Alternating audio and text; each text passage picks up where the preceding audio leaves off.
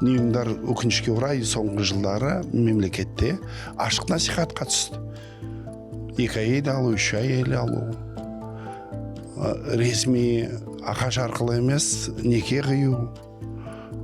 Әсіресе деструктивті ағымдардың арасында жас қыздардың басын улап, міне неке қият, талақ деп шығарып жібереді, басқасын алады. Қанша қыз балалардың тағдырын құртты, қанша некеден тыс туылған балалар. Оны кішкентай қыз балалар көреді, аналарға қызығады, дайын өмір, дайын орта, дайын жағдай. Олар қайдан білсін, шамалдан кейін оларды да шығарып жүреді сөйтіп. Өткенде Шиелі ауданында бір Қызылордада 16 жас қызды алып қашқан, неке қидырған, бір жарым жылдан кейін бала туғаннан кейін анау ер адам Астанада отбасы бар, 3 баласы бар, ресми түрде білет, айтса талақ деп шығарып жүреді. Міне қазір тірі жетім ана бала. Бұл қалай?